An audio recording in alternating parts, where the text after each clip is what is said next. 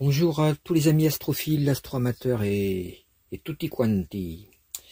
Comme à chaque pleine lune, je vais cette année non pas vous proposer une analyse de la pleine lune, juste la survoler, mais plutôt vous proposer une étude plus approfondie de la situation en astrologie pour permettre de voir un peu plus loin que simplement mois par mois. C'est-à-dire d'avoir une vue plus globale et de comprendre où est-ce qu'on en est. Bon, évidemment, c'est le moment vraiment de faire ça, parce que si vous avez remarqué qu'il y a un sacré chaos au niveau mondial depuis que le 20 janvier dernier, Monsieur Trump et Monsieur Musk se sont accouplés dans une joie délirante pour annoncer une nouvelle ère. C'est peut-être pas l'ère du Verseau, mais en tout cas c'est l'ère du chaos. Et c'est un peu alors pour l'instant c'est pas l'ère du chaos chaotique, c'est l'ère du chaos. La plupart des occidentaux sont complètement chaos parce qu'ils s'attendaient pas à ça. Oui, parce que évidemment il aurait fallu faire de l'astro pour savoir que tout cela était très prévisible.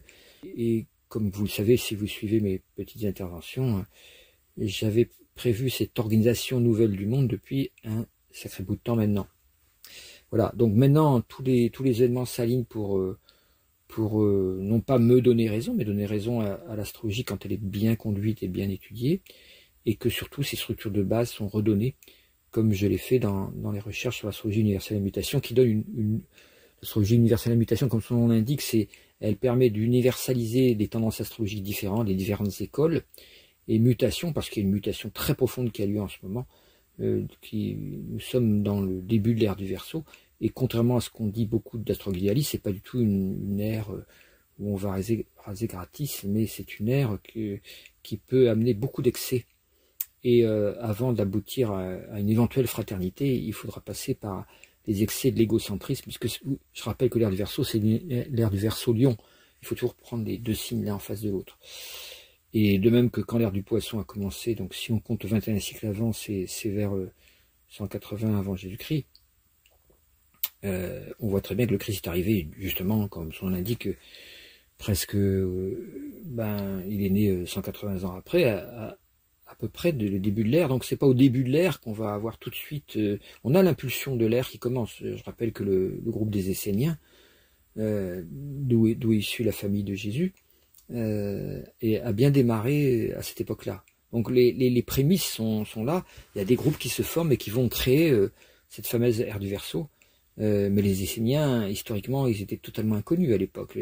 L'Empire romain commençait à grignoter tout l'ensemble du bassin méditerranéen.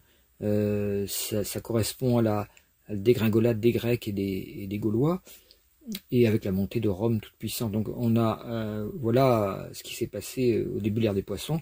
Au début de l'ère du Verseau, on a vu que dans les années 70 et tout ça, c'est le combat Russie-États-Unis qui a occupé la place, et la montée de la Chine quelques années plus tard, progression ininterrompue, perpétuelle et extrêmement accélérée. Donc, pour résumer ça, c'est pas, contrairement à ce que disent les astrologues idéalistes, c'est pas paf, l'ère du Verseau commence, hop, ça y est, on rase gratis, c'est formidable, on est dans la fraternité, tout va bien, et le capitalisme disparaît. Évidemment, l'impulsion spirituelle de l'ère du Verseau, c'est cela, c'est faire disparaître le capitalisme, c'est-à-dire que on est dans l'axe Poisson-Vierge avant, dans un axe qui est à la fois mystique, qui crée des grands mouvements de masse, des religions de masse, avec tout ce que ça comporte comme problème, et en opposition à ça, avec la Vierge, des systèmes d'organisation sociale de plus en plus sophistiqués, de plus en plus organisés, et surtout l'organisation de la matière, de la survie, de la nourriture, tout ça, de manière tellement mécanique et organisée qu'on aboutit au capitalisme comme manière de régenter de manière la plus contrôlée possible l'exploitation des ressources et les consommations, d'où la fin de l'ère des Poissons qui correspond à la société de consommation dans lesquelles on est encore. Donc les ères ne se superposent, se tuilent, on pourrait dire. ne s'arrête pas d'un coup pour passer à la suivante, parce que ce sont des aires collectives et dépendent donc des collectivités humaines. Et ces collectivités humaines sont tributaires de la capacité d'évolution des individus et des sociétés. La capacité d'évolution des individus, elle se fait très doucement. On pourrait dire que chaque individu essaye de structurer son appartenance à sa communauté sociale vers les 30 ans, 29-30 ans, en se positionnant dedans, bien obligé, pour gagner sa vie, pour fonder une famille, enfin selon ce qu'on veut faire, ou pour se positionner dans une voie ou une passion plus particulière, pour ceux qui sont les âmes plus évoluées, qui vont devenir à ce moment-là des artistes ou des chercheurs spirituels ou des astrologues. Donc voilà, mais l'âge, ça c'est l'âge où on s'intègre, on va dire, mais l'âge où on pourrait dire presque se désintègre, l'âge où on arrive en fait. Alors c'est pas valable pour tout le monde. Hein, si les gens beaucoup de gens sont très en retard actuellement dans leur évolution spirituelle parce que ils ont été trop normés par les écrans, par la télé. Donc il y a un retard à l'allumage. On pourrait dire qu'au lieu de s'éveiller vers l'âge de 19 ans, ils se réveillent plutôt vers 24 ans. Ce qui se faisait vers 24 ans autrefois, c'est-à-dire la découverte du premier travail professionnel, se fait beaucoup plus tard à cause de la situation de chômage, donc souvent vers 30 ans. Et le fait de devenir un adulte complètement responsable, souvent chef de famille et avec des responsabilités aussi au niveau professionnel qui se faisait vers 30 ans autrefois, se fait plutôt vers 40 ans. Donc l'âge de 40 ans qui est normalement fait pour cette désintégration du personnage social, pour se mettre dans une recherche de qui je suis vraiment, et donc plus ou moins psychospirituel, une espèce de dégagement de tous les conditionnements, des traumatismes, ce qu'on peut appeler les dossiers karmiques ou les dossiers psychologiques qui ont été chargés pendant toute la vie. Là, c'est le moment de les déballer et de les vider. Or, ça se fait quelquefois, ça se fait plus quelquefois, pour certaines personnes, ils n'arrivent pas à le faire. Ils n'arrivent pas à comprendre qu'en fait, ce qu'ils ont... Évidemment, plus on attend dans le temps pour mettre en place des processus spirituels, plus c'est difficile de les faire fonctionner. Donc, certains blocages font que, quelquefois, on a beaucoup de mal. C'est toujours possible, hein, même à 70 ans, il est toujours possible d'évoluer, bien sûr.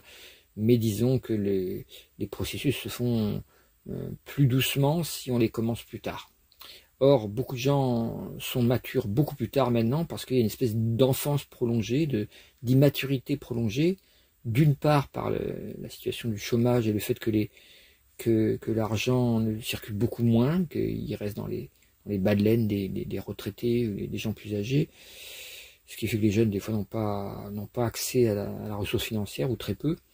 Et puis, d'un autre côté, c'est une évolution globale aussi qui veut que par une société un peu hédonisme, on reste adolescent beaucoup trop longtemps. C'est-à-dire qu'en fait, on n'arrive pas à comprendre que le but de la vie n'est pas de se faire plaisir uniquement, qu'on est né, que notre thème, notre vie sur Terre a un sens, qu'on est né pour accomplir quelque chose de beau, de grand. Souvent, les gens sont trop petits, sont trop, ils vont juste bosser pour gagner du fric, puis après le dépenser en se faisant plaisir, quoi. Quand on a 20 ans, c'est normal, hein, de penser comme ça. Quand on a 40 ans et qu'on pense encore comme ça, c'est un gros problème. Ça veut dire qu'on n'a pas pigé pourquoi on est sur Terre. On est encore en train de faire mumuse, un peu comme un bébé ou un enfant dans la cour de création, alors qu'en fait, on a quelque chose de beau et de grand à faire. C'est ça qui donne le vrai bonheur, la vraie joie, c'est de s'accomplir soi-même. Alors au moins au niveau personnel, et encore mieux si c'est au niveau spirituel, c'est-à-dire là ça correspond plus à une dissolution de ce qu'on croyait être.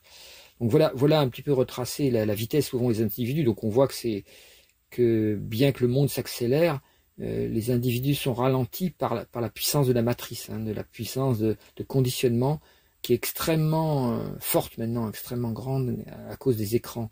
Je vois ça par rapport à ma... Alors, les gens pourraient penser en écoutant, oh là là, c'est une opinion de vieux con, quoi.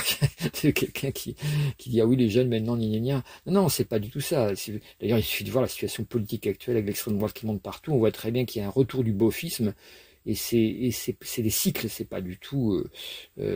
si vous regardez...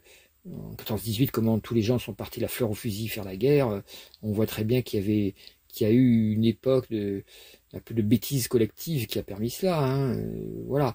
Donc là, on est à nouveau dans ces espèces de systèmes où les gens n'arrivant pas à résoudre la majorité des gens, on va dire pas tous heureusement, n'arrivant plus à résoudre leurs problèmes personnels, étant coincés dans l'impression d'une pression sociale insupportable, d'un stress, d'une tension pour d'arriver à rien, parce que tout est bloqué, l'ascenseur social est bloqué au sous-sol, bref, et cette situation crée une espèce de frustration dans l'épanouissement personnel, et cette frustration dans l'épanouissement personnel, si elle s'accompagne pas d'une recherche spirituelle, une recherche de voir pourquoi je me sens frustré, comment je vis ces émotions, ben, la tentation est grande, comme le disait Wilhelm Reich, de projeter tout ça sur quelqu'un d'autre, quoi, de faire du transfert de ces émotions négatives sur un bouc émissaire quelconque. Hein. C'est le processus qu'on appelle transfert en thérapie, au moment où un patient va, parce que le thérapeute a exactement touché les ressorts de son trauma ou de son psychisme, il va se sentir obligé de projeter sur le thérapeute les contenus psychiques négatifs, et c'est l'occasion pour le thérapeute de dire, bah voilà, regarde, ceci est souvent le papa ou la maman, tout ça, et donc de permettre à la personne de faire le pardon, de faire le... Voilà. Évidemment, c'est la clé de la guérison est à ce moment-là. Alors, dans une société, c'est pareil. On peut très bien faire de l'étranger, alors aux États-Unis, ça va être l'hispanique ou le mexicain ou le black, quoi, celui qui est pas comme nous, quoi, de faire la cause de tous les malheurs. Chez nous, c'est les Arabes, avant c'était les Juifs, enfin, etc. Il y a toujours l'idée d'un bouc émissaire qui va servir d'exutoire à cette frustration intense, cette colère intense. Faut lire Écoute petit homme, qui est sorti en BD à une époque d'ailleurs, qui est le petit résumé qu'avait fait Wilhelm Reich, qui était quand même un super psychologue, très très intéressé par l'épanouissement sexuel de la personnalité surtout, et qui a été suivi sur ce plan-là au niveau collectif, mais qui n'a pas été compris au niveau profond. C'est-à-dire que quand il dit écoute petit homme, il montre que cette frustration va engendrer une espèce d'aspiration presque, de désir profond de fascisme, un désir profond de l'appel du grand homme, là, qui va, comme je suis un petit homme frustré et en colère, j'ai besoin d'admirer en fait ceux que je vais prendre pour des grands hommes. Et dans cette aspiration, évidemment, la tentation est grande de se vouer pieds et poings liés à un pouvoir supérieur qui va pas forcément être positif, parce qu'il ne peut être positif que si on a compris ce qu'on cherche. C'est-à-dire que contrairement à ce qu'on nous dit à la radio, tout ça, si on va vers un gourou, un vrai gourou, un authentique maître spirituel, il y a pas cette illusion qui apparaît, il n'y a pas cette projection. Elle existe au début, mais elle est diluée dans la sagesse du maître. Et à ce moment-là, le maître spirituel va faire en sorte qu'il n'y ait pas d'attachement, justement, qu'il n'y ait pas d'illusion que la solution va venir de lui. Bien qu'en fait, il rayonne cette solution par sa propre attitude et par son propre enseignement. Mais il va se débrouiller pour qu'il n'y ait pas cette projection parentale, quoi. Alors qu'au contraire, les politiques, on pourrait dire que la hiérarchie de lumière, c'est les gourous, lamas, les chamans, enfin tous les êtres réalisés, quoi, qui tirent les gens vers le haut, alors que la pyramide à l'envers, on pourrait dire, la pyramide sociale, la pyramide des pouvoirs sociaux, la pyramide politique, elle met au sommet des êtres extrêmement médiocres, extrêmement trompeurs, extrêmement menteurs, ce qu'on peut appeler des pervers narcissiques, ou même au pire des paranoïaques, qui vont jouer de cette attente incroyable. Il faut absolument que quelqu'un vienne pour résoudre tout, qui foute un coup de balai là-dedans et qui chasse tous les intrus, les étrangers, tout ça, pour ramener enfin l'ordre et la sécurité, voilà. Et alors évidemment, quand on réclame l'ordre et la sécurité comme ça, c'est qu'on a peur. Hein. Et on sait que la peur, c'est pas l'inverse du courage, contrairement à ce qu'on croit, c'est l'inverse de l'amour, quoi. Qu'est-ce qui guérit de la peur? C'est l'amour, en profondeur. Et inversement, qu'est-ce qui empêche d'aimer? C'est la peur. Ce qui fait qu'on n'ose pas aimer, qu'on n'ose pas s'abandonner dans l'amour de l'autre, de soi-même aussi. Ou dans l'amour profond qu'on peut ressentir au cours d'une méditation, ouvrir le cœur en méditation, se laisser tomber avec confiance dans un amour profond, de manière à dégager toutes les tensions corporelles, puis psychiques, puis mentales, et se détacher de tout ça, facilement parce qu'on plonge dans cet amour, bah, c'est pas donné à tout le monde parce que souvent il y a des limites, des blocages, voilà. Donc ça c'est pour les individus. Et bien pour les sociétés, pour les collectivités, c'est à peu près la même chose. C'est-à-dire que là, on est dans une puissance d'accélération du collectif. On est dans une crise d'adolescence, on pourrait dire, de toute l'humanité. Et évidemment, la tendance est, comme les collectivités ont du mal, il y a un rythme de 30 ans à peu près, qui est le rythme de Saturne, 29 ans et demi, plus exactement. Et ce rythme, en fait, de Saturne correspond à notre capacité en tant que société, à tourner une page, à passer à la page suivante. Mais c'est un rythme possible, hein. Des fois il est raté. On peut voir par exemple que la situation avec l'Algérie pour la France, qui a opéré une espèce de... Enfin, après avoir vaincu le nazisme, bon, beaucoup de Français étaient pétainistes évidemment, et après, avec nos colonies, que ce soit l'Indochine ou l'Algérie, on a reproduit le même esprit impérialiste contre lequel on s'était battu dans les années 40, quoi. Pour la bonne cause que beaucoup de gens ont été collabos et pas tant que ça résistants. Mais néanmoins, il y a eu cette illusion que la France était supérieure à tout et qu'elle avait le droit de maintenir un petit peu des pays en esclavage.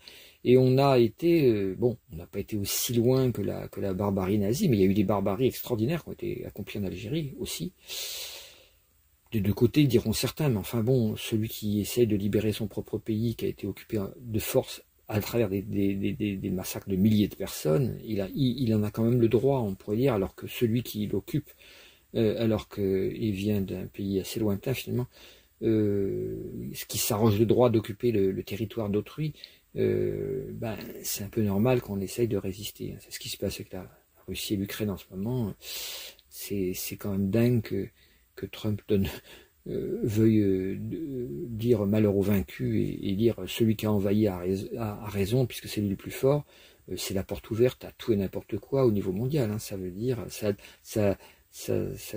donne l'autorisation à n'importe quel potentat, dictateur ou paranoïaque de dire bah oui je vais envahir le voisin et j'aurai raison, puisque c'est un peu la mort de tout essai de raisonnement d'organisation internationale, quoi, qui permettrait de maintenir la paix, comme le tribunal international de La Haye ou des choses comme ça qui disent bon, les criminels de guerre, les dictateurs tôt ou tard seront punis. Là avec Trump, c'est non, au contraire, on va les récompenser. Bon, on voit que c'est une page qui se tourne et qui correspond aux quatre cavaliers d'Apocalypse que j'avais montré.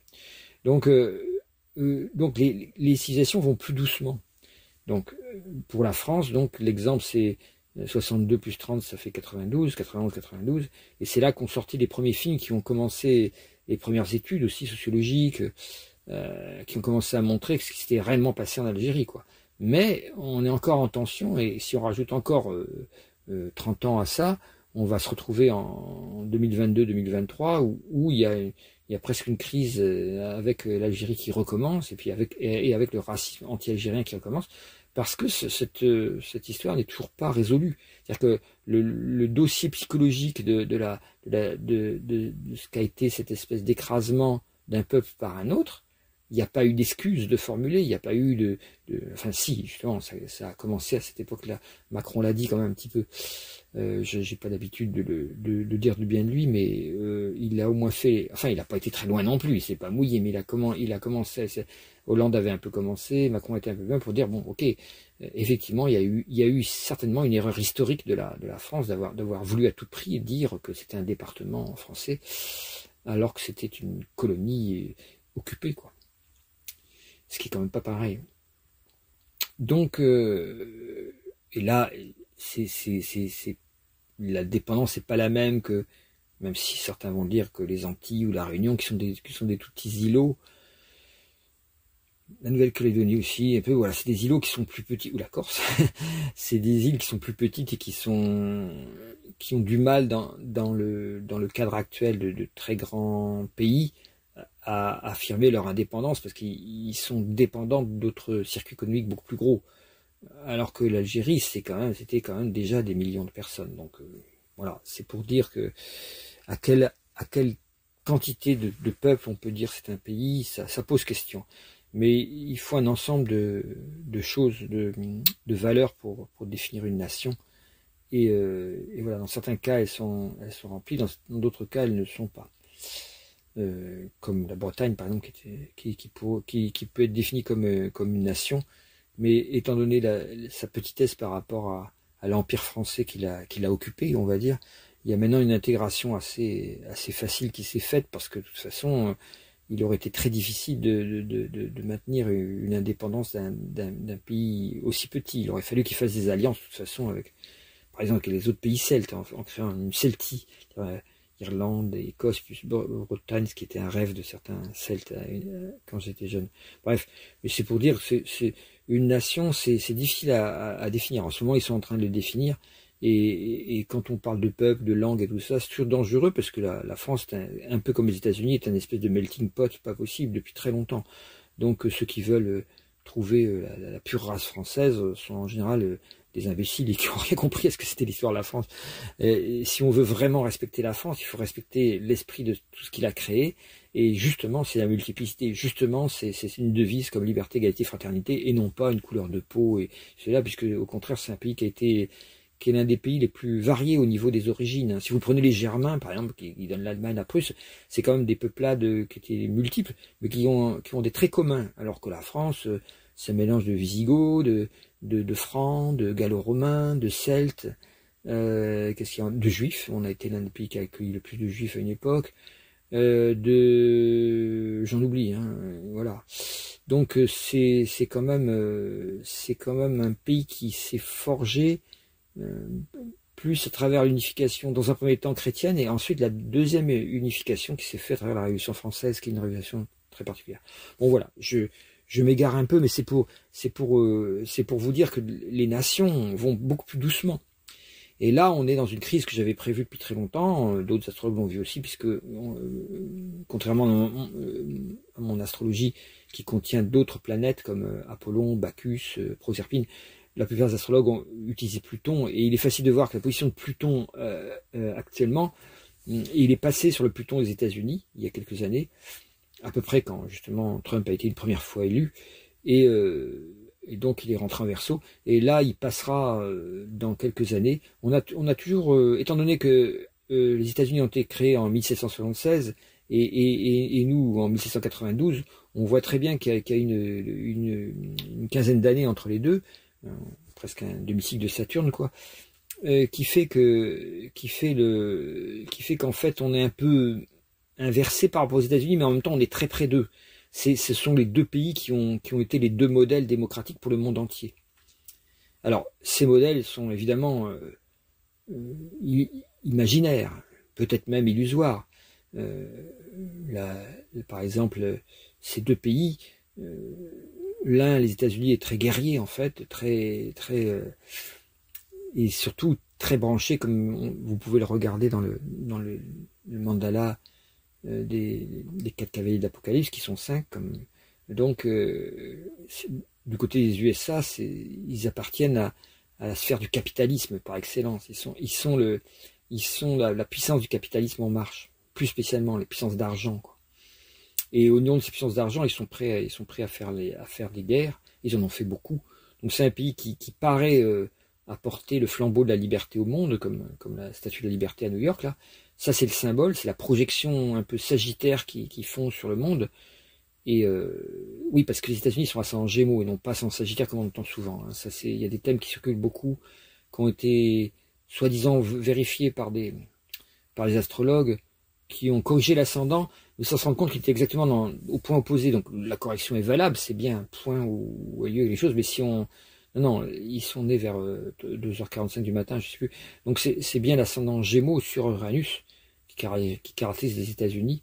Et donc le Sagittaire, en face, le descendant, c'est l'endroit où on fait des projections mentales, justement les fameux transferts, les fameuses projections, c'est à l'endroit où elles se font là.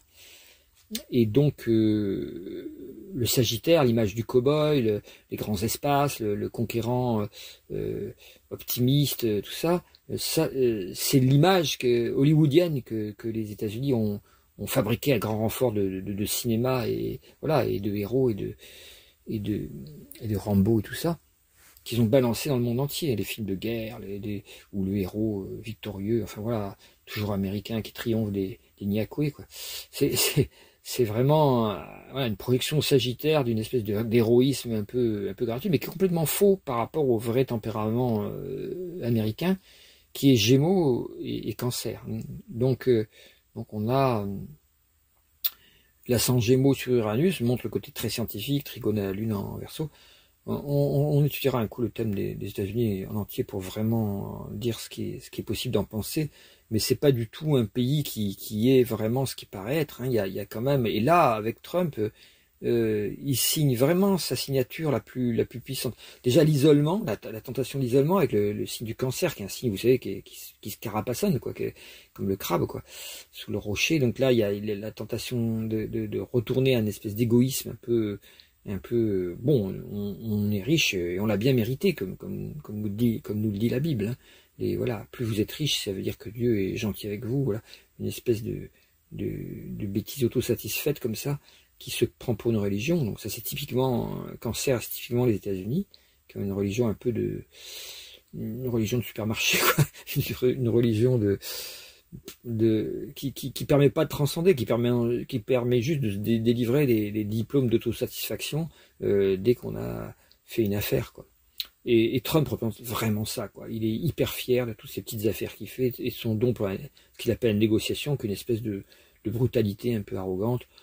Voilà, la caricature de l'américain, quoi. Le cigare à la bouche, le chapeau de cow-boy sur la tête, et puis qui voit tout grand, voilà. Mais l'ascendant est Gémeaux, donc c'est un ascendant assez jeune, c'est un pays jeune et un peu immature en même temps.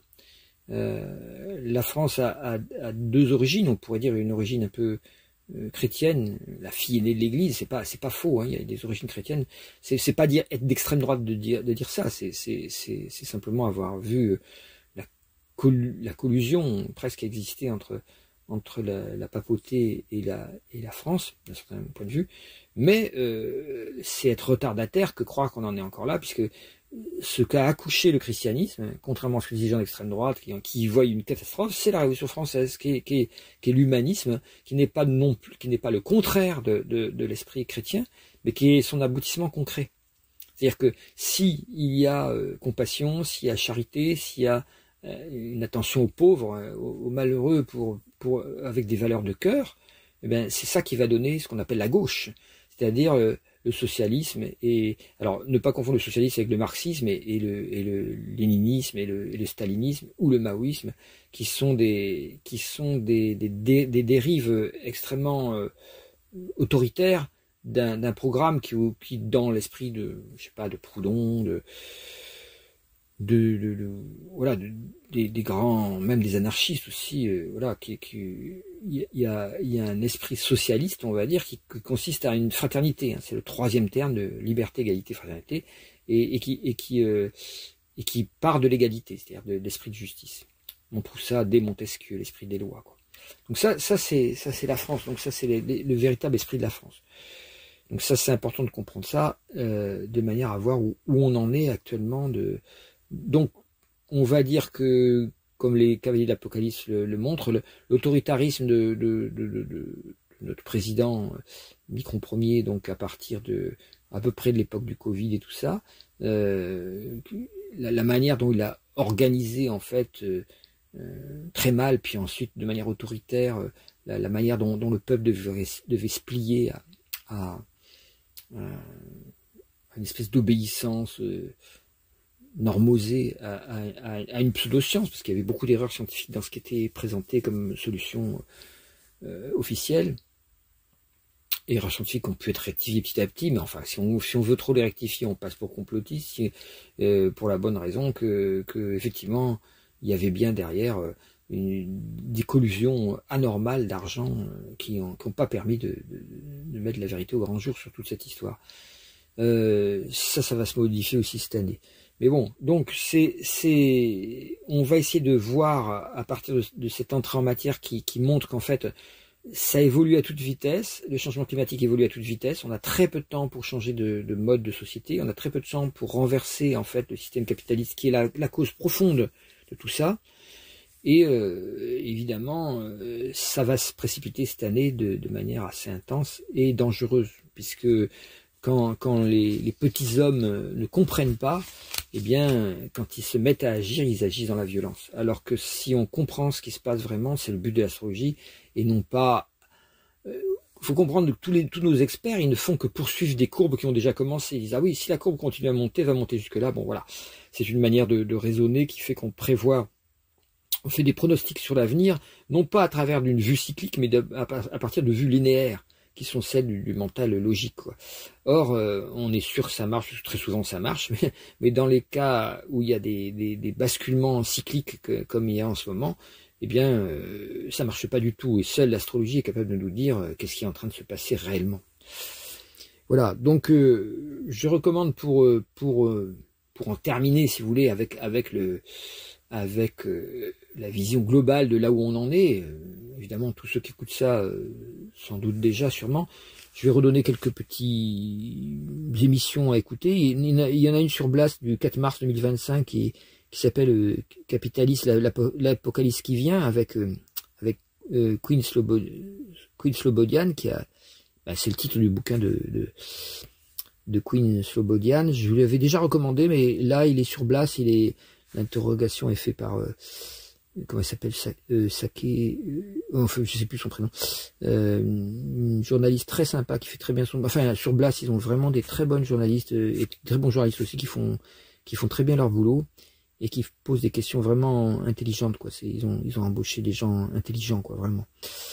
Et donc, Queen Slobodian répond de manière magistrale, et c'est vraiment à ne pas louper, parce que ça, c'est vraiment... Ça résume ce que je raconte depuis environ 20 ans, à travers enfin, plus que ça même, à travers des conférences et tout ça.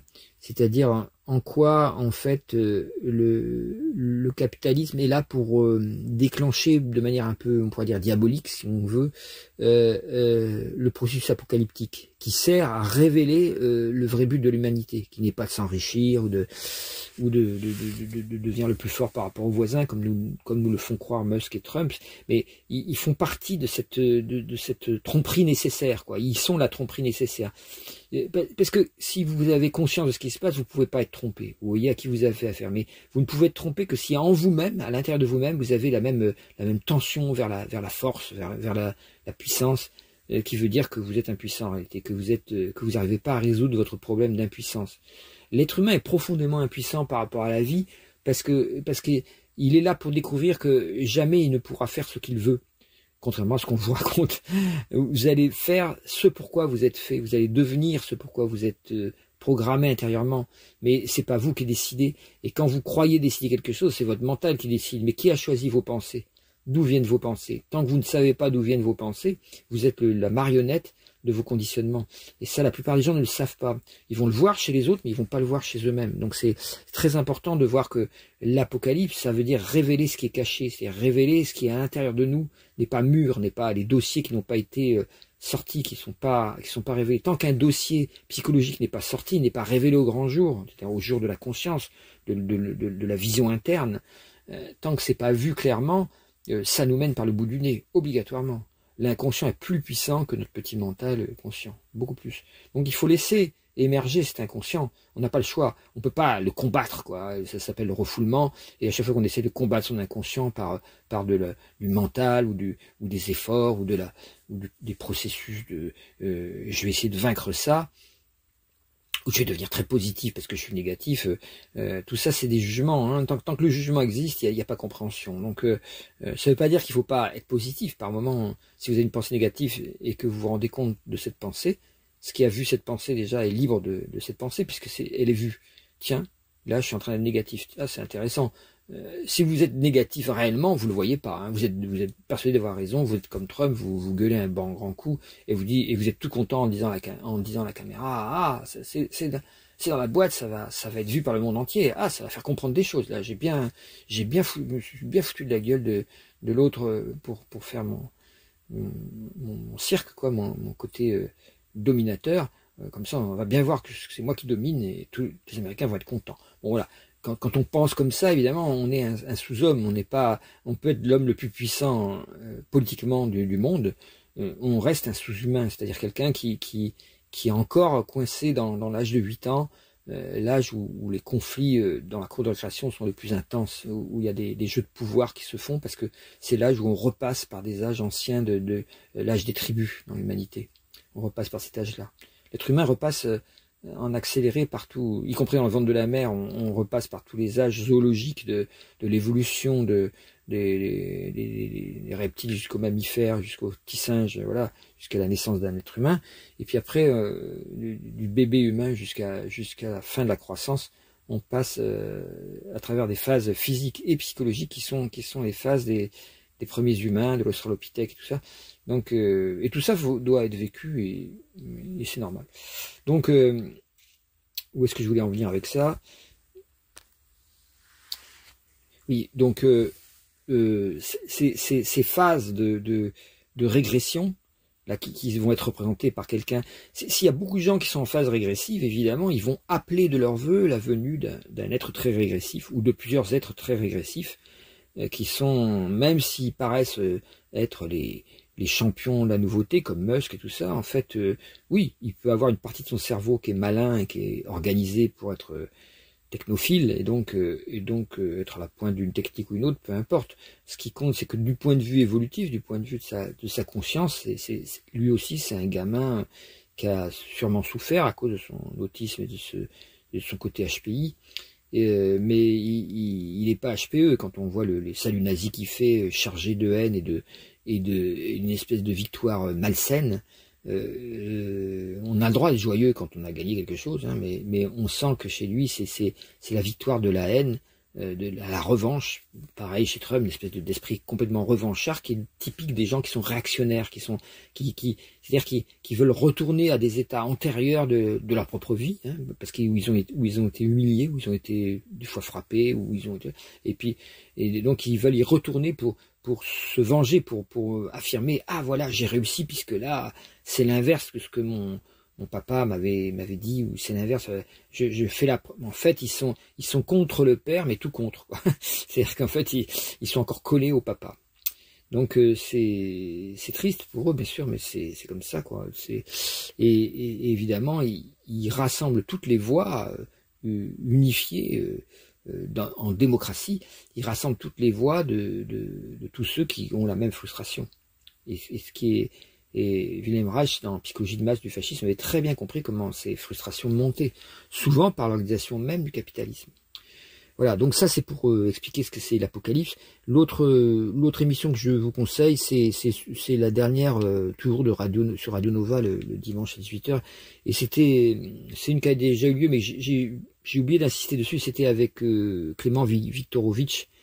J'ai pas la date. Vous cherchez Clément Viktorovitch, Radio Nova. C'était au mois de février, je crois. J'ai pas noté la date là. J'ai pas tellement préparé ça, mais au niveau des émissions, vous chercherez vous-même. Donc c'est quelqu'un qui est à la fois historien, philosophe, et qui travaille beaucoup sur la manipulation du langage, justement. Donc c'est très intéressant avec ce qui se passe dans le monde, avec le conflit israélo-palestinien, avec le conflit russo-ukrainien, de voir comment il y a beaucoup de manipulation du verbe, de manipulation de la parole, de mensonges, de faux prétextes. Enfin bon, c'est assez terrible. Pour les livres, j'en parlerai peut-être à la fin pour faire un résumé. En tout cas, pour reparler de Trump, j'ai envie de dire, il y a les 5 F de Trump et Musk, du duo Trump-Musk. Bon, il n'y a pas que, il y a Peter Thiel aussi, comme je vous avais fait, mais il y a Poutine, évidemment, enfin, tout ce qui est mafia, en fait. On pourrait dire c'est l'esprit de la mafia. Les 5 F de la mafia,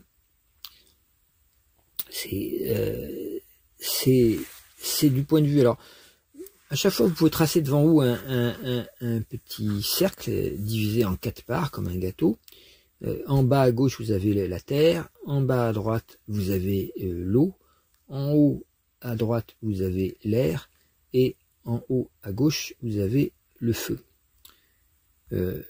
Ça fait, dans le sens inverse, F-A-T-E, écrit fate, le destin. Le destin est lié à feu, air, terre, eau.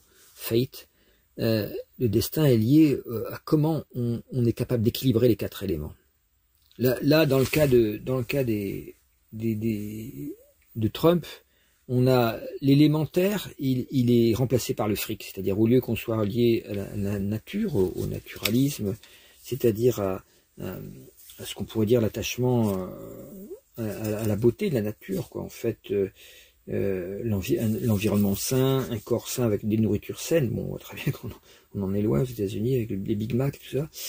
Je parle là de valeurs universelles. Hein. Bon, lui, donc c'est le fric, c'est le F de fric. Donc il y a donc à partir de là, tout ce qui est positif dans le fait qu'on va essayer d'aller vers des low-tech, d'aller vers la permaculture, le véganisme, la sobriété, enfin c'est le mot-clé était sobriété avec Pierre Rabhi. Au lieu de ça, on va être dans l'extractivisme, dans le capitalisme, dans le carnisme du point de vue de la nourriture, c'est-à-dire il faut 7 fois plus de territoire pour manger de la viande que pour nourrir des gens végétariens. Donc on prend forcément la nourriture d'autres hein, quand on mange de la viande. Donc tout ce qui est toute cette espèce de et puis évidemment on va appeler ceux qui essayent de lutter pour nous sauver nos enfants actuels des souffrances terribles que sera le changement climatique s'il n'est pas maîtrisé dès maintenant. Eh bien, on va les appeler éco-terroristes, quoi. Donc on est en plein là-dedans avec fermeture des instituts d'écologie.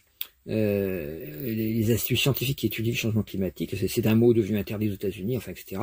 Il y a une espèce, on fait croire en fait que ce ne serait pas des vraies études scientifiques, que ce serait un coup monté. Alors, on se demande pourquoi ce serait un coup monté. Il faut être un peu intelligent, puisque la force dominante c'est le capitalisme aux États-Unis, et le capitalisme là-bas, il vend du pétrole, il achète du pétrole. Il a créé plein de guerres au Moyen-Orient pour récupérer les puits de pétrole, en s'arrangeant avec les Arabes et tout ça. Israël est là, est une espèce de porte-avions américain au milieu de tout le Moyen-Orient, parce que c'est là qu'il y a le maximum de pétrole. Bon, toutes les guerres qui ont été faites ont fait pour le pétrole. Alors, et qu'est-ce qui crée le changement climatique? C'est le pétrole. Et alors, ça serait un mensonge. Devinez effectivement, si vous êtes manipulé, c'est pas dans le sens du changement climatique, c'est dans le sens inverse, que vous êtes manipulé évidemment, les grands lobbies du pétrole ont tout intérêt à ce que vous croyez que le changement climatique, c'est une histoire racontée par les woke, comme on dit. Woke, qui veut dire éveillé, je le rappelle. Donc, les gens qui s'éveillent à ce qui se passe, à la manipulation qui a lieu. Donc voilà, ça c'est pour le premier F, le fric. Le deuxième F, pour l'eau, juste donc en bas à gauche fric, en bas à droite, ben ça va être la frousse, c'est-à-dire qu'on voit très bien que sa technique de manipulation des autres, c'est de leur foutre la trouille, quoi. En fait, à cet endroit-là, il y a la possibilité de vivre en harmonie, c'est-à-dire que le véritable endroit de l'eau, c'est l'harmonie psychologique, ce qu'à travers souvent les psychologies ou alors l'harmonie spirituelle, à travers ce que j'appelle moi les spirinotés aussi, les éco-hameaux, New Age, bon, qui sont les spirinotés, c'est plus évolué parce que c'est moins illusoire sur c'est pas on va raser gratis parce qu'on est tous ensemble, non, ça marche pas comme ça. Il y a beaucoup de groupes actuellement qui se créent, qui font des éco-villages, tout ça, et qui font des présentations vachement belles avec tout ce qu'ils espèrent. Puis en fait, ça se casse la gueule forcément, parce que ce qu'ils espèrent, c'est très très joli, ça attire du monde, c'est sûr, mais c'est pas possible. On peut pas changer l'être humain comme ça du jour au lendemain. À chaque fois qu'on a une utopie uniquement idéaliste, ça se plante. Pour qu'une utopie soit réalisable, il faut qu'elle s'appuie sur des pratiques intérieures qui sont déjà réalisées, c'est-à-dire qui sont déjà en chemin. Les gens qui pratiquent pas intérieurement vont pas pouvoir du jour au lendemain gérer un conflit sans se mettre en colère ou sans se mettre à critiquer l'autre. Voilà. Donc c'est un peu compliqué, quoi. Donc cet endroit-là, la frousse, c'est ce qui va organiser en fait dans l'eau une émotionnalité complètement déséquilibrée, qui va faire qu'on va rechercher le bonheur. Ça va être par la drogue ou par le consumérisme ou ce que j'appelle la pornodémie, c'est-à-dire une espèce de pandémie de porno, quoi. Le sexe devient la seule manière de s'en sortir, parce que là au moins ça y est, on jouit, c'est formidable. C'est-à-dire que là au moins on se dégage en fait de l'oppression qu'il y avait. Alors évidemment, c'est un sexe qui n'est pas du tout transcendant, qui n'est pas du tout orgasmique. Enfin, c'est des petits orgasmes, quoi. C'est une forme d'impuissance de se laisser aller dans la profondeur de l'âme. parce qu'on se contente de vidanger, j'ai envie de dire. Donc c'est un peu triste, hein, c'est-à-dire, et puis ça donne la normose, toutes les maladies, la santé précaire, parce que on vit dans la frousse, quoi. Donc voilà ce qu'amènent ces gens-là, le règne de la frousse. On l'a vu dans le bureau ovale avec Zelensky, comment il voulait lui faire peur. C'est pas en lui tordant le bras dans le dos. Ah, tu vas dire t'es faible, tu vas dire merci, tu vas t'humilier devant nous parce que c'est nous les plus forts. Ça m'a rappelé des trucs que j'ai connus dans la cour de récréation quand j'avais 8 ans. L'âge le plus un peu dur, surtout chez les petits garçons, et où il y avait cette espèce de combat du plus fort avec une arrogance totale démontrer que c'est lui qui domine, quoi. On remonte en haut à droite, là où il y a l'air. Servez-vous tour du petit schéma que je vous ai demandé de faire sur un brouillon pour écouter, ou dans votre tête, si vous êtes capable de projeter un schéma dans votre tête. Donc en haut à droite, c'est l'air, le A de R, puisque ça écrit fate, hein, F-A en dessous T-E. Donc là où est le A de fate, vous avez comment gérer donc l'air. Alors l'air, c'est l'endroit où il y a l'altruisme, où il y a la solidarité, où peut avoir lieu en profondeur, si on va jusqu'au bout, la fraternité. C'est là où on va étudier la sociocratie, et non pas l'idiocratie comme actuellement. C'est-à-dire qu'en fait, qu'est-ce qui réunit les gens ensemble? Où est-ce qu'on est capable de faire une démocratie sociale avec de la citoyenneté, de l'autogestion, des villes en transition, comme on entend parler aussi, enfin toute une organisation différente, hein, juridique également, hein, où la justice va vraiment punir les puissants pour qu'ils arrêtent d'abuser, quoi. La sociocratie comme manière de communiquer. Bon, voilà, tout ça c'est une espèce de démocratie écolo-sociale qui est appelée de nos voeux. Bah oui, mais c'est pas ça qui se passe. Avec Trump, le F de la manière de gérer la relation mentale, donc qui nous permettrait de réfléchir à une autre société, à une autre citoyenneté, et ben ça va être le F de la folie. C'est-à-dire, on va tellement faire peur qu'on va engendrer de la folie autour d'un affolement pour pouvoir, grâce à cet affolement, prendre pied dans la place, quoi. Si tout le monde court à droite à gauche partout en cherchant à résoudre le problème qu'on vient de créer, en fait on occupe la place, on devient la personne à qui il faut faire attention, on attire l'attention à soi, on devient le dominateur qui attire les regards et qui dit écoutez-moi, maintenant c'est moi qui mène la danse, c'est moi qui fais la musique du monde. Vous n'allez pas écouter d'autres voix comme ces couillons de woke là qui vous parlent de changement climatique et qui vous disent qu'ils veulent sauver la planète. Non, moi je vais sauver la planète en la faisant passer par la folie des grandeurs, par la folie des conflits, donc là on est vraiment voilà. Et puis le troisième F, celui qui est à l'endroit du F justement de fate, donc en haut à gauche. C'est l'endroit on pourrait dire ce que j'appelle du politique. C'est l'endroit où l'individu doit se... Alors la différence entre le politique et la politique, c'est que la politique c'est une manipulation souvent d'un grand nombre par quelques-uns, ce qui est un peu dommage parce que les gens votent en masse pour quelqu'un qu'ils espèrent va représenter leurs aspirations, mais en fait la personne pour qui ils votent se contente de répéter les aspirations de certains en promettant qu'il les résoudra, alors qu'il est absolument incapable, dans l'état actuel de la démocratie en Occident et partout, il est absolument incapable de résoudre ça. Mais ça marche très bien. Plus le mensonge est gros, plus ça passe. On voit très bien, par exemple, le RN, Marine Le Pen et Bardella, quand on regarde comment ils votent, quand on est au courant, parce que personne n'est au courant, mais quand on regarde comment ils votent dans la Cour européenne, ils sont que pour les riches et ils sont jamais pour le peuple. À chaque fois qu'il y a des propositions qui sont faites qui permettent d'arranger le peuple, en fait, ils votent pour les lobbies, pour les trusts, tout ça, et en se faisant arroser par derrière, niveau fric, pour récupérer plus de fric pour leur mouvement. Donc ce qu'ils veulent, évidemment, c'est le pouvoir. C'est l'amour du pouvoir qui est leur motivation profonde, c'est pas du tout l'amour du peuple, mais ils font croire au peuple qu'ils vont lui donner exactement ce qu'il attend. Donc ils ont besoin de remuer les haines et les rancœurs, les frustrations. Ils ont besoin comme on remue des lardons dans une poêle, ils remuent les rancœurs des gens, des plus malheureux, des plus démunis, de ceux qui sont rejetés par voilà. C'est ce qu'a fait Trump aux États-Unis et ça a très bien marché, quoi, puisqu'il a été élu.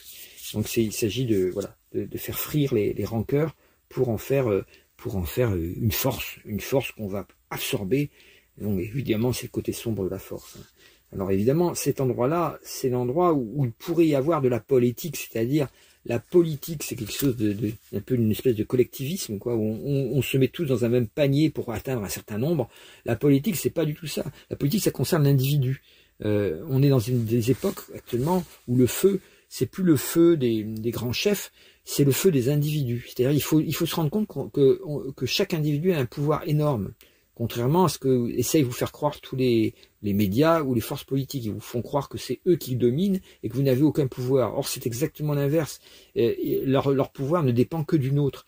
Or, si on abandonne son propre pouvoir à ces gens-là, c'est-à-dire qu'on cesse de se comporter comme droit dans ses bottes, comme quelqu'un qui va essayer, tout en respectant évidemment on va dire, les lois qui sont faites pour le bien de tous les êtres, quoi, les lois de ne pas faire de mal, de ne pas prendre ce qui appartient à autrui, enfin les lois de base qui forment une république, si vous voulez, une démocratie, tout en respectant ces lois-là, on va obéir à rien du tout qui serait des abus, quoi. On n'y va pas y obéir du tout. Cessez d'être soumis et bientôt vous serez libre, disait la Boétie.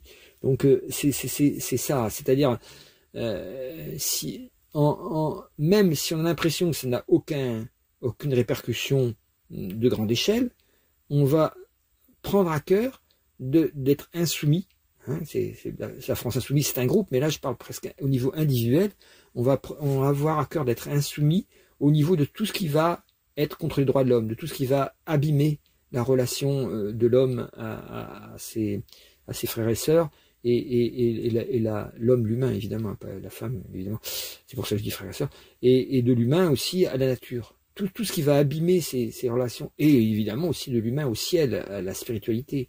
Donc tout ce qui abîme les relations de l'humain à ses frères et sœurs, c'est-à-dire le lien social, doit être combattu en refusant que les solidarités soient détruites par les forces d'argent, par exemple, en refusant que toute relation à la spiritualité soit résumée à une relation d'esclavage avec un gourou, sous-entendu gourou, faux gourou évidemment, c'est-à-dire abus de pouvoir et manipulation de la crédulité humaine. Non, c'est pas ça. Il existe des vrais enseignements spirituels qui rendent les gens meilleurs, qui les font approcher de la vérité, de l'amour, et qui font que justement ils sont capables, comme les Gandhi, comme les Martin Luther King, comme Henri David Thoreau à une époque ancienne, qui sont capables d'apporter beaucoup de justice et de paix et d'amélioration dans leur société. Et ça, c'est la vraie spiritualité. Tolstoï, tout ça, qui a inspiré Gandhi d'ailleurs. Bon, etc. On pourrait prendre... ça peut prendre très tôt aussi, sous la forme de l'adolescence, d'une jeune adolescente comme Greta Thunberg, qui a été éduquée par des parents assez évolués, et qui du coup, au moment où l'idéal monte, vers 15 ans, voit monter en elle un idéal vraiment de libérer la parole des jeunes pour qu'ils comprennent qu'ils peuvent effectivement faire quelque chose pour renverser la vapeur quand ce sont des lobbies ou des forces politiques réactionnaires ou fascistes qui se mettent à gouverner le monde. Il est tout à fait possible de renverser la vapeur, bien sûr. Mais il faut ce courage un peu affirmatif, comme avait Greta Thunberg aussi. Enfin, qu'elle a toujours, hein, mais je veux dire, ça a été un choc à l'époque quand elle est sortie de l'anonymat. À cause de cette attitude extrêmement mature pour une jeune femme, mais il y a de plus en plus d'HPI, HPE, ce que j'appelle les indigos, maintenant, il y en a beaucoup qui naissent et qui ont ce potentiel. Malheureusement, ils ne le réalisent pas tous parce que ça, dans le cas d'une utilisation extrêmement conditionnante, extrêmement autoritaire, ça peut pas forcément s'épanouir, ça fait des fois des autismes, des autismes ou des désordres caractériels qui mettent du temps à se résoudre, alors que ça pourrait donner une espèce d'équilibre entre les actions, les émotions, les paroles, la pensée. Et du coup, la personne indigo se retrouve capable de proposer un modèle, une manière de vivre, une manière de voir, une manière de chanter, une manière peu importe, qui va faire passer le message, qui va faire passer la vibration aussi, pas que le message, parce que le message ça paraît être que mental. Le message il est à la fois mental, physique, émotionnel, donc ça peut être une musique, ça peut être quelque chose qui qui oblige un peu à changer de taux vibratoire. Voilà. Donc, comme j'ai dit qu'il y avait 5 F, le cinquième, ben, c'est si vous prenez le fric, la frousse, la folie et la force comme des forces gouvernantes, hein, vous habitez au 5e F qui totalise tout ça, ben, ça s'appelle le fascisme. Et c'est ça qui est le système poutinien. Voilà, je voulais vous faire ce petit... Alors, pour donner une solution à ça, vous avez les 5 S. Les 5 S, ça va être, bon, ben, en face du fric, qu'est-ce que vous mettez? Vous mettez la sobriété, pour ce qui concerne la terre. Pour l'eau, où c'est la frousse qui est manipulée, ben, vous mettez toutes les spiritualités, là où on apprend la confiance dans l'âme, en descendant à l'intérieur de soi-même, en devenant ami avec sa propre âme. Âme, ami, amour, tout ça c'est la même racine. C'est l'eau qui est guérie, en fait. Dans l'air, à la place de la folie, des individus, des nationalistes, tous ces replis sur soi-même, qui rentrent en s'entrechoquant les uns aux autres. Hein. Chaque pays est défendant son propre intérêt, bec et ongle, au point de foutre la merde ou la guerre dans le pays d'à côté. À la place de ça, à la place de cette folie, vous avez les solidarités. Toutes les solidarités sont la manière de résoudre l'air. Quand on ne rentre pas en solidarité, c'est parce que on a peur des autres, et si on a peur des autres, c'est parce que on est sous l'effet de cette folie de la matrice, quoi, la folie relationnelle de la matrice, c'est-à-dire qu'il y a des gens qui sont isolés chacun dans leur petite boîte, dans leur petite HLM, dans leur petit boulot, leur petit couple ou leur petite famille, des fois, quand ça s'élargit un tout petit peu, si ça peut s'élargir. Souvent, il y a beaucoup de divorces et tout ça, parce qu'on n'arrive même pas à se relier à l'autre, parce que on est trop dans la folie, dans le mensonge, justement, parce que il faut une relation authentique pour pouvoir qu'un couple dure. Là. Si on est dans le mensonge, évidemment, aucun couple peut durer. Quand le mensonge sera découvert, la confiance tombera aussitôt, et si la confiance tombe, où passe le couple, il meurt, quoi, petit à petit. Puisque le couple n'est pas basé sur la présence de deux personnes dans un même endroit. Il est basé sur une relation de cœur extrêmement confiante et forte. S'il n'y a pas authenticité, s'il n'y a pas pureté de la relation au sens simplification, quoi, pas de paraître, pas de faire semblant d'être quelqu'un d'autre. Voilà pour ce qui est de la folie. Et puis le cinquième élément, le feu, à la place de la force, de l'amour de la force, en fait, on va mettre la synthèse, la synthèse active, en fait. Ça veut dire que si vous prenez toutes les sciences et vous les faites horizontalement discuter entre elles, et ça, l'astrologie permet ça, alors que les sciences actuellement n'y arrivent pas, parce qu'elles ont chassé l'astrologie des sciences. C'est une grande erreur. En 1666, l'Académie des sciences a éjecté, à cause de Colbert, qui était du signe de la Vierge, qui est un signe un peu qui peut être maléfique pour l'énergie poisson, parce que l'astrologie c'est quand même un peu poisson, c'est neptunien. Il a éjecté, bon, il y avait des abus dingues des astrologues à l'époque, hein, ça se comprenait aussi, mais disons que le remède a été pire que le mal, et ils ont éjecté donc l'astrologie des sciences, et donc ils l'ont condamné à être dans la marginalité, à se développer auprès des romanichels, des voyantes, tout ça. Elle a disparu comme ça du champ des connaissances, alors que bon, à l'époque, Newton était astrologue, hein, Kepler aussi était astrologue, donc il s'en cachait pas du tout. Donc, et plus récemment, on a eu des très grands physiciens qui pratiquent l'astrologie aussi. Je pense à Enrico Fermi aussi, qui était qui pratiquait tous les ésotérismes comme ça. On peut penser à Carl Gustav Jung, qui a complètement réformé en profondeur la psychologie, et qui était astrologue. Alors, il ne criait pas sur les toits, parce que sinon, on aurait dit, ah, vous êtes un imposteur, parce qu'on était déjà dans ce siècle, dans ce 20e siècle matérialiste, et complètement avec une tendance fascisme de fascisme de fond, quoi, qui a donné le nazisme, le stalinisme, le maoïsme, tout ça, pour moi, ce sont des fascismes, c'est des excès de la force. Voilà.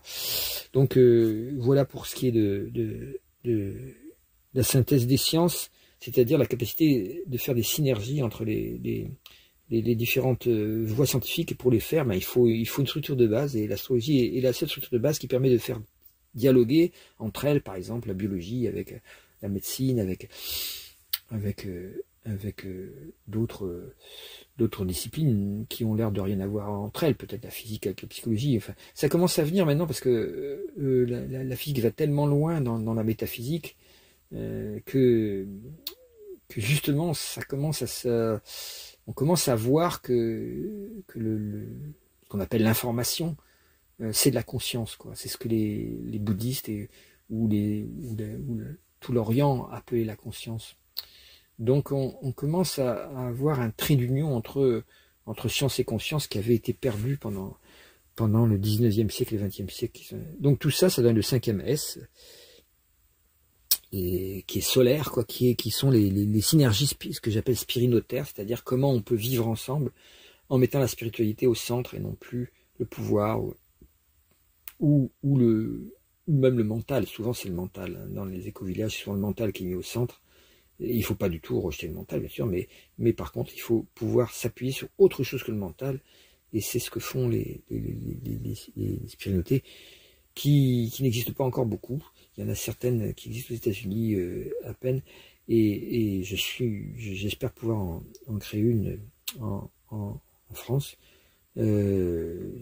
qui sont vraiment un aspect positif, quoi. C'est complètement l'inverse d'une secte, quoi. C'est-à-dire c'est justement quelque chose qui permet de retrouver la vraie laïcité, sans rejeter du tout justement les approches spirituelles différentes, mais en les intégrant dans une structure qui, elle, permet de faire un vrai dialogue interreligieux, qui soit pas du tout un dialogue en surface, quoi, qui soit vraiment une expérience commune. Et ça, c'est très très beau. Et ça permet, une fois qu'on a ça, de résoudre la plupart de l'origine des conflits. Non pas les conflits eux-mêmes qui se résolvent naturellement après, mais on résout l'origine des conflits. Et ça, il y a peu de groupes qui sont capables de le faire. Voilà, je referme cette parenthèse. Je vais vous raconter un petit peu. Je vais peut-être faire un arrêt là pour juste en vous redonnant les livres que je veux absolument que vous lisiez pour comprendre vers où on va, parce qu'à travers ces 5S et 5F, je vous ai expliqué un petit peu comment résoudre les 4 éléments, les 4 éléments, et le 5e c'est l'éther, c'est la conscience, comment les résoudre. Pour ça, il y a des livres qui permettent de comprendre où on en est. J'en ai sélectionné quelques-uns. Je les ai déjà parlé à travers chaque, mais là je les ai tous rassemblés pour que vraiment vous ayez un aperçu de là où on en est. Certains je les ai pas lus encore, hein, mais il suffit d'entendre parler à la personne pour voir que c'est vraiment, voilà, c'est vraiment la pointe du progrès. Il y a ceux de Naomi Klein, la stratégie du choc en particulier est très ancienne comme bouquin. Il est très très bien, sociologue québécois, canadienne ou québécoise, je crois qu'elle est canadienne. Je suis pas sûr qu'elle soit québécoise, ou peut-être de Montréal, je sais plus. La stratégie du choc, et un autre petit bouquin beaucoup moins connu, le choc des utopies. Ça reprend le mot choc, mais c'est, voilà, une personne qui va, si vous étudiez ça, vous allez voir qu'est-ce qui s'est vraiment passé dans l'histoire récente du capitalisme et comment il se met à fonctionner de manière de plus en plus semblable au fascisme. Vous avez également, comment il s'appelle,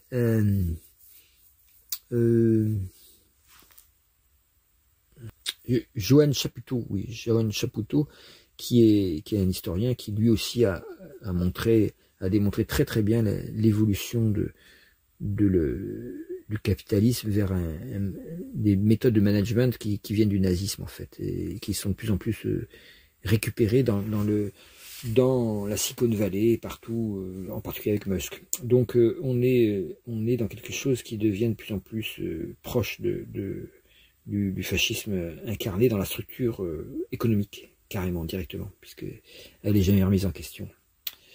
Ça, c'est donc l'autre bouquin qui parle de ça, c'est celui de Queen Slobodian, donc le capitalisme, l'apocalypse qui vient.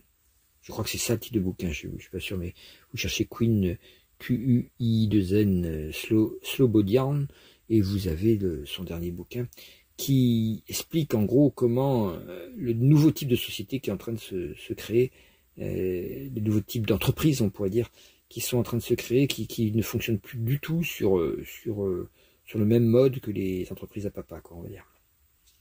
L'autre bouquin qui décrit ça, qui est tout aussi inspiré, c'est de Yanis Varoufakis, qui est l'ancien ministre de l'économie grec, qui a essayé de donner un coup de pied dans la fourmilière du capitalisme allemand, là, de l'ordolibéralisme à l'allemande, pour dire non, quand un pays dégringole, il faut l'aider, il faut pas le plonger dans une cure de rigueur en le punissant, alors que bon, l'Allemagne elle-même a bénéficié de remises de dettes énormes après-guerre, mais là quand la Grèce s'est retrouvée plongée, non, l'Allemagne ordonnait une espèce de rigueur, serrez-vous la ceinture, il va falloir redresser.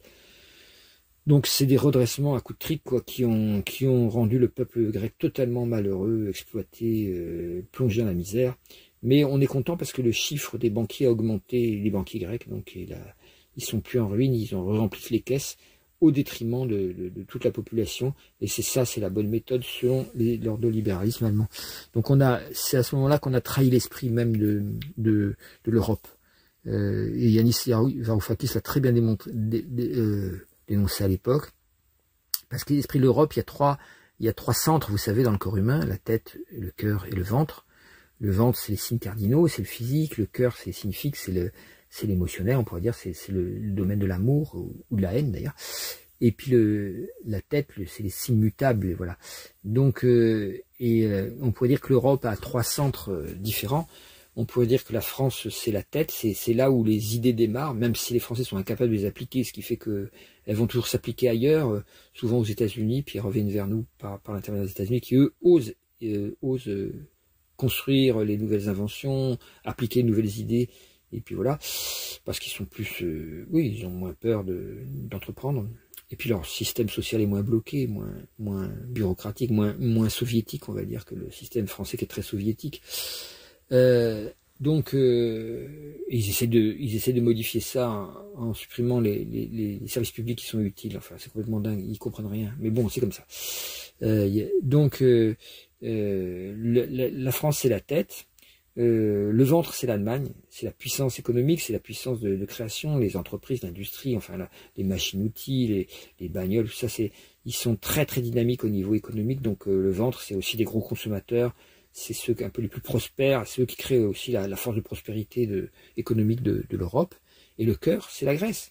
C'est la Grèce, et bien qu'elle a l'air très excentrée au niveau de l'Europe, elle est l'origine de l'âme de l'Europe, c'est-à-dire la démocratie grecque dans les 5 siècles avant Jésus-Christ, et qui est à l'origine de l'Empire romain, qui lui a gardé une partie de l'esprit grec, mais l'a remplacé par un esprit guerrier, justement fasciste, l'esprit impérial, l'esprit de l'Empire, l'esprit de la domination. Mais au départ, c'était une domination mentale, une domination philosophique, une domination par une culture magnifique.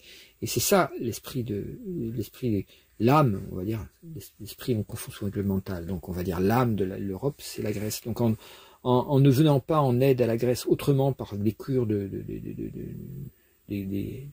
coups de fouet, quoi, on a trahi complètement. Alors à partir de là, Yanis Varoufakis avait démissionné de sa position de ministre d'économie. Il a écrit un bouquin qui s'appelle Le capitalisme est déjà mort, par rapport au techno-féodalisme. Je crois que c'est le titre du bouquin, mais là encore, je suis pas sûr. J'ai pas eu le temps de regarder les titres du bouquin, mais Yanis Varoufakis. Donc vous cherchez ça sur Internet, vous l'avez. Et ça, c'est vraiment le dernier bouquin qu'il faut vraiment comprendre, parce qu'il parle du techno-féodalisme, c'est-à-dire d'une barbarie économique qui vient, où on retourne à la féodalité du Moyen-Âge, et encore pas du haut Moyen-Âge, du bas Moyen-Âge, au moment où il y avait les barbares et tout ça, et où il y avait une espèce d'esclavage consenti pour être protégé par des gens extrêmement forts qui n'avaient plus aucune loi. Et ça a été modifié parce que ça a été unifié, les fiefs ont été unifiés par des rois qui ont fini par faire des nations.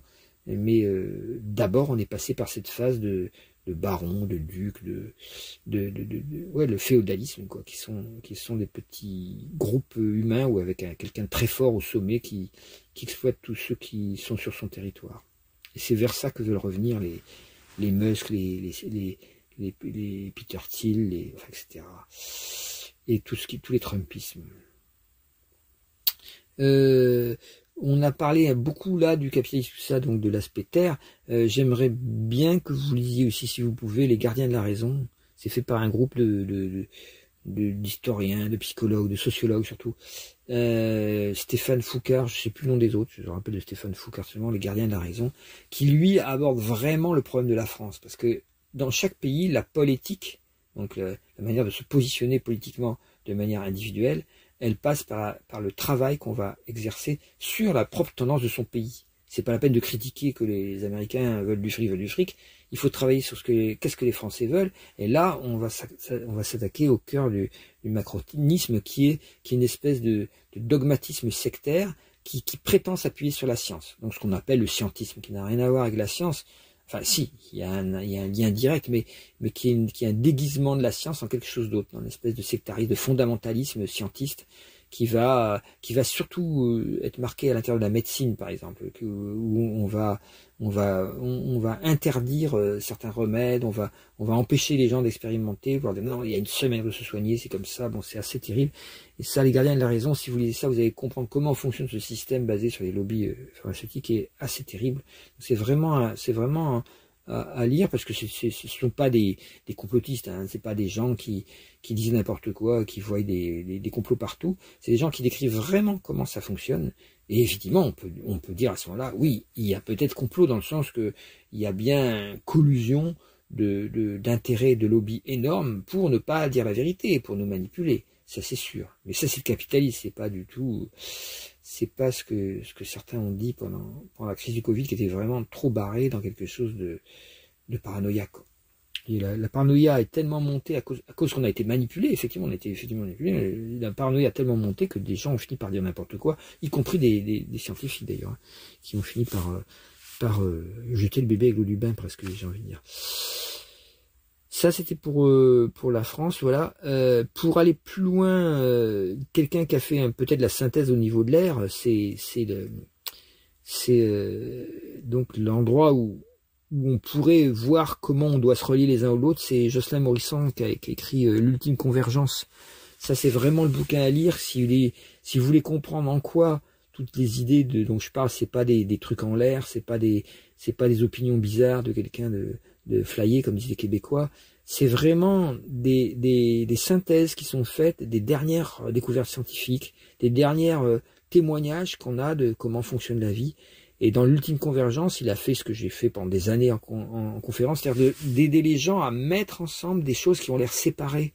Parce que les médias ne s'en servent pas. On unifie uniquement l'économie, on unifie uniquement la science, en vous montrant qu'elle est partout.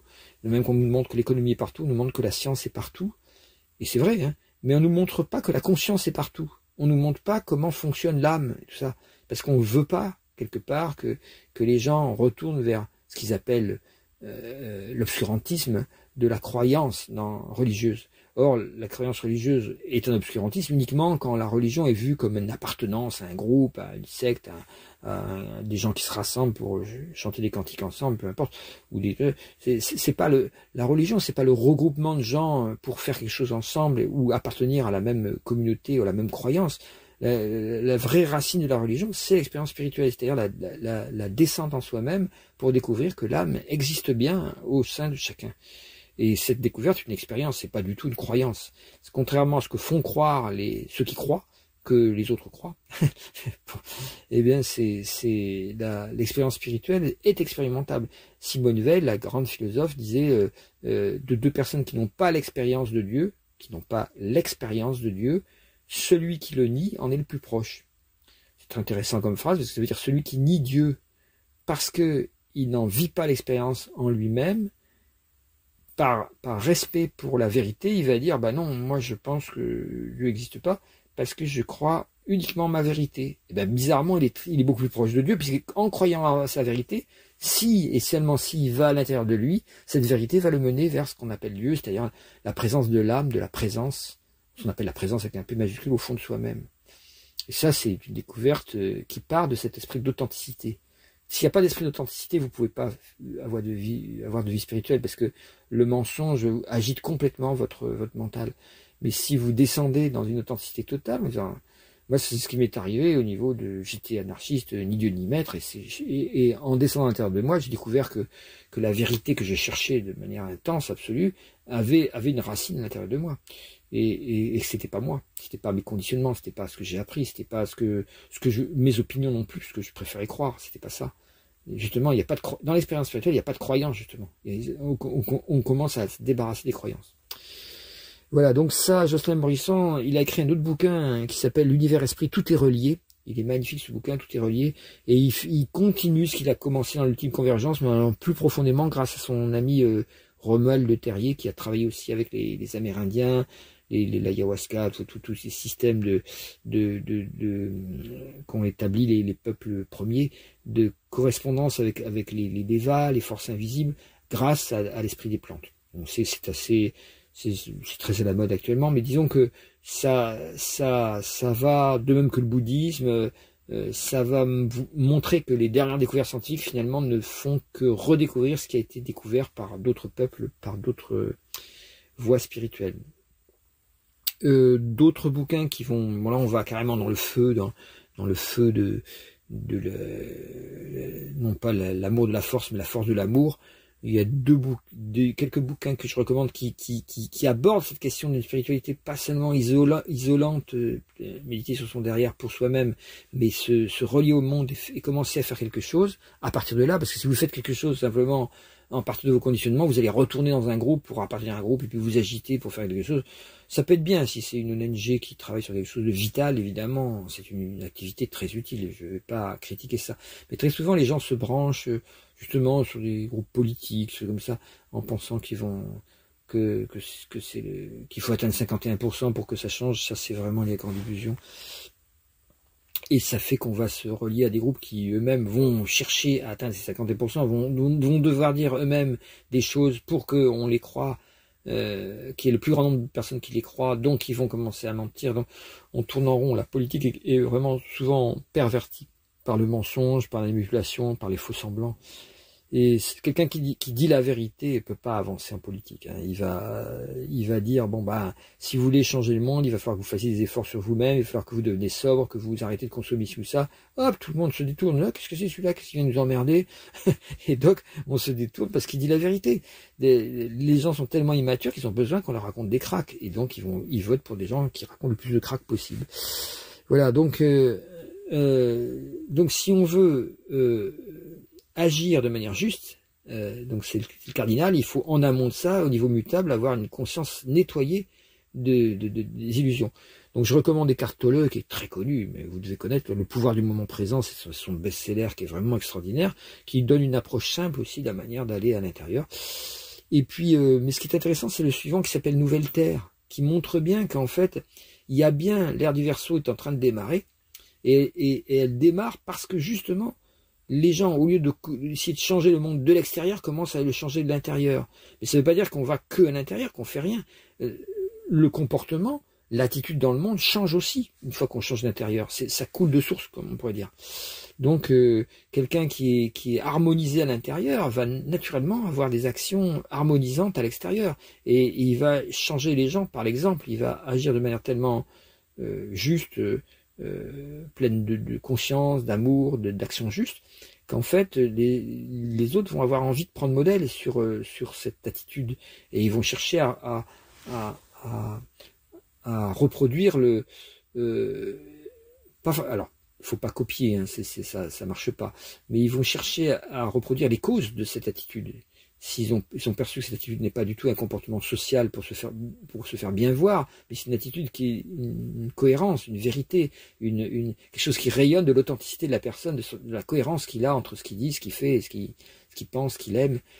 Tout est cohérent, il n'y a pas de mensonge, quoi.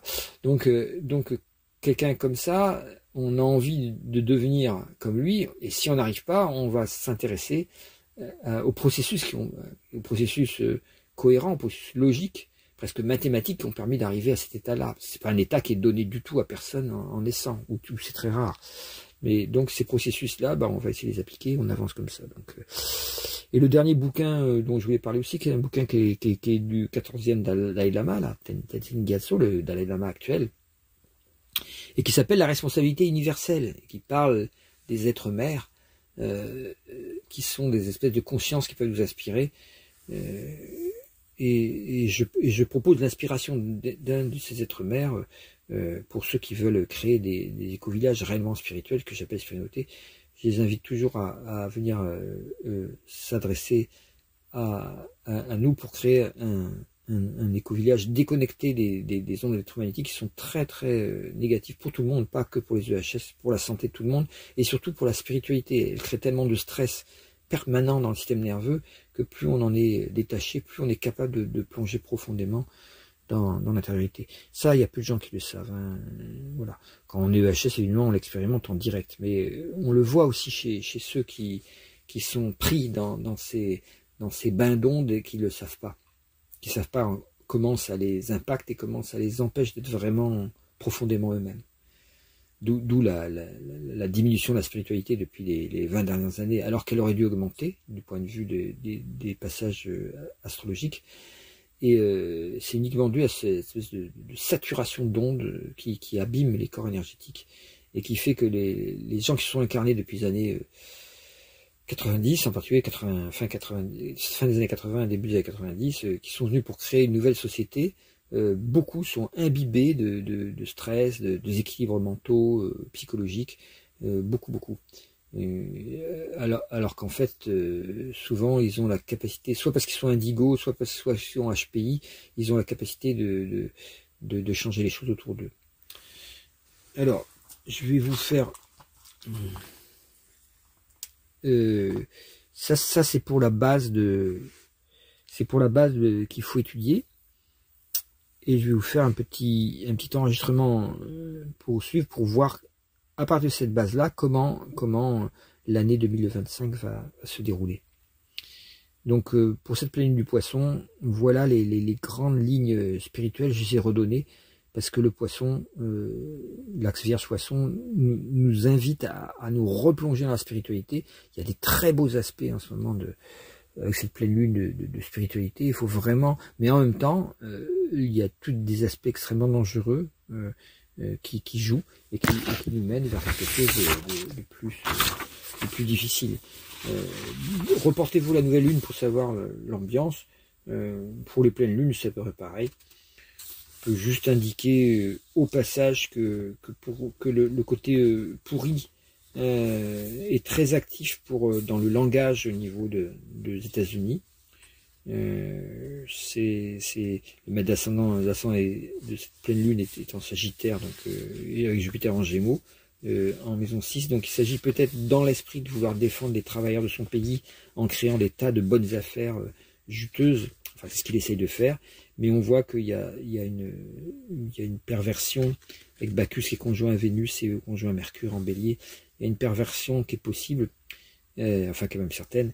Tout ça en la maison 3, donc perversion du langage, et donc en face de la lune, en face en Vierge, on voit que c'est l'intérêt qui est la vraie recherche, l'intérêt matériel, peut-être choper les ressources de l'Ukraine en terres rares et choper les ressources pétrolières de la Russie par une magouille où on arrête la guerre qui effectivement ne sert à rien, mais par le constat tout simple qu'elle est en partie déjà perdue par les Ukrainiens, dans le sens que ils ont à faire une force en face d'eux qui est bien plus énorme qu'eux, et bon, ils ont du mal à résister, c'est sûr. Surtout s'ils sont plus aidés, c'est évident. Pour la Russie, on voit cette force un peu de corruption possible qui est du côté de la maison 11, c'est-à-dire de l'aide venant. Bah oui, là, quand c'est Trump qui vient aider Poutine, évidemment, là, ça fait une grosse aide tout d'un coup. Ça change complètement de camp, ce qui était la menace la plus claire dans l'OTAN, qui était les USA, se retrouve de l'autre côté tout d'un coup.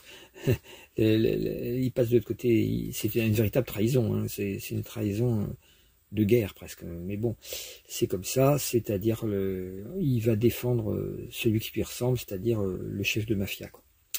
Qui est celui puisque Poutine c'est vraiment un chef de mafia. Donc on voit qu'à la fois la pseudo-spiritualité de la Russie poutinienne et sa profonde perversion, KGB et compagnie, puisque c'est quand même un maître du KGB, Tout ça se retrouve en maison 11, retrouve son écho en fait par l'aide apportée par les États-Unis pour l'aider. En l'ascendant là est Gémeaux, c'est l'inverse des États-Unis, et le maître est Mercure qui est conjoint exact à Bacchus, donc et Vénus. Donc on voit l'esprit de perversion, le mensonge, l'esprit de perversion encore. Pour la France, la conjonction est toute la conjonction Poisson et Bélier est en maison 12. Ce qui fait que bon bah on subit et pour Bruxelles c'est pareil, on subit en fait cette nouvelle donne et on peut pas en faire grand chose. Le maître ascendant est Mars, hein, qui est donc en Cancer au fond du ciel. Il y a des transformations et une crise intérieure qui se fait. C'est le même ascendant pour Bruxelles. Et pour l'Allemagne, donc il y a quelque chose qui mène vers une crise globale de l'Europe. Ça, on l'a compris. L'un des résultats les plus clairs de ce qu'a fait Trump, c'est d'obliger l'Europe à prendre ses responsabilités. Et comme on a construit une Europe uniquement économique, on va être obligé de construire à la va-vite une Europe politique, ce qui a été fait par le traité de 2005 de manière complètement absurde, puisque le traité de 2005, au lieu de faire une Europe politique, a fait une politique économique uniquement. Donc il a coincé l'Europe dans une constitution purement économique, et avec au niveau politique une protection maximale des souverainetés nationales, mais qui crée et qui a inscrit dans le marbre de la Constitution la notion de consensus. C'est-à-dire il faut que les 28 pays soient tous d'accord, ce qui est quasiment impossible quand on voit la différence qui existe entre, je sais pas moi, l'Irlande, l'Italie, la Pologne, etc., la France, l'Allemagne, la Hongrie, encore plus. Donc il suffit qu'un pays mette son veto et c'est pas possible d'arriver à une décision. Donc c'est une entité complètement bloquée politiquement et contre lequel les gens s'énervent parce que ça devient une espèce d'énorme machine soviétique qui pond des lois, mais qui ne permet pas d'avancer comme les États-Unis d'Amérique qui sont un gouvernement fédéral, quoi. Donc mais pour créer ce gouvernement fédéral, il faudrait avoir une unification des pays pour être d'accord à changer la Constitution. Comme c'est impossible, puisqu'on l'a gravé dans le marbre, malgré la volonté du peuple français, du peuple hollandais, qui n'en voulait pas, cette Constitution qui bloquait tout, c'est des peuples intelligents qui ont vu que ça bloquait tout, maintenant on est bloqué. Ceci dit, j'ai toujours annoncé que comme le traité de Maastricht, avant la Constitution européenne, donc, qui est la décision de faire une Europe unifiée au niveau économique, est tombée au même moment que la Convention Uranus-Neptune. La carte de l'Europe est très intéressante à ce niveau-là. On a une certitude que l'Europe va être la grande construction mondiale dans le siècle à venir, quoi. Dans tout le XXIe siècle. Mais ça va mettre du temps. Évidemment, on est mal parti, puisqu'on a constitué ce nouveau cycle. Donc c'est le seul endroit où ce nouveau cycle a lieu, c'est l'Europe, hein. Ailleurs, il n'y a pas de nouveaux cycles qui ont démarré. Si, la Russie aussi, bien sûr. Mais la Russie, c'est l'exemple apocalyptique, quoi. C'est la Russie poutinienne, c'est le KGB qui est recyclé dans un processus mafieux, et avec les pétrodollars, enfin les oligarques du pétrole. Donc c'est vraiment un processus mafieux. Qui est remis. Donc c'est pas vraiment une nouvelle donne, c'est le retour du stalinisme, c'est le retour de l'ancienne. C'est profondément réactionnaire en fait. La Russie actuelle. Il y a un impérialisme réactionnaire qui ressemble à Ivan le Terrible, qui ressemble à Staline, qui ressemble à tout ça. En apparemment moins violent, mais c'est extrêmement violent. Il suffit de voir 1 millier de morts par jour là en Ukraine en ce moment. Il profite qu'il a Trump de son côté pour tuer encore plus. Donc il était un peu retenu par la peur de voir les Américains se mettre en colère. Maintenant il est tranquille parce qu'il a Trump dans sa poche. Voilà. Donc ça c'est marrant parce que si on fait le thème sur Bruxelles, on s'aperçoit que c'est à l'endroit où ont lieu ces conjonctions. L'Allemagne en particulier est en train de complètement changer. L'Allemagne c'est comme je l'ai dit, c'est le ventre de l'Europe. Donc le centre économique de l'Europe, elle est complètement en train de changer. L'Allemagne, ça change très vite. Hein. Quand ça change, c'est des gens très conservateurs et très travailleurs. Mais tout d'un coup, quand ils voient qu'il faut structurer autrement, ils restructurent très vite différemment. Ils sont très... ils ont réussi à arrêter c'est un pays qui a du Capricorne. Donc, si vous voulez, là, le milieu du ciel est en Capricorne. Hein. C'est un pays qui est capable qui a une espèce d'autodiscipline assez naturelle, quoi. Ils sont très capables de se structurer, de s'organiser, d'être très responsables. C'est pas des bordeleurs comme les Français, quoi.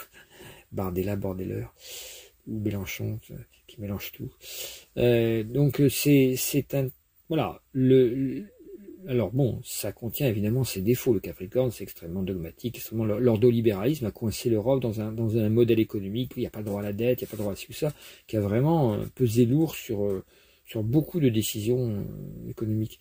Mais là, pouf, avec Folus Quawar au milieu du ciel, Mars au fond du ciel, c'est carrément, grâce à notre ami Trump, c'est carrément le coup de pied à la fourmilière qui fait que tout le monde va se bouger alors le problème, c'est que ça crée évidemment, l'ascendant Bélier crée l'envie d'armement.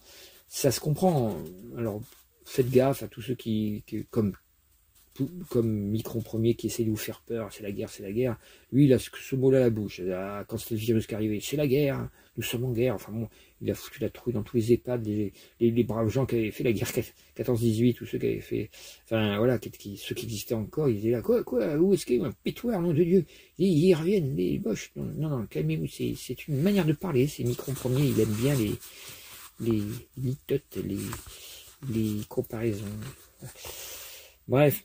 Donc, il recommence, c'est la guerre, je crois pas, franchement, que Poutine, même s'il est extrêmement dangereux, ça fait des années que je le dis, les gens disent, ah oui, tu penses comme l'OTAN, maintenant on voit très bien que l'OTAN n'existe plus, il ne s'agit pas de penser comme l'OTAN, il s'agit de se rendre compte que les cycles astrologiques nous disent que si vous enlevez 84 ans à chaque date depuis 2014, vous allez vous rendre compte très nettement de ce qui est en train de se passer. C'est exactement le même scénario, exactement même les mêmes stratégies, à croire que pour Poutine, c'est carrément un modèle affirmé, c'est un modèle, non pas affirmé à l'extérieur, assumé, je veux dire, assumé à l'intérieur.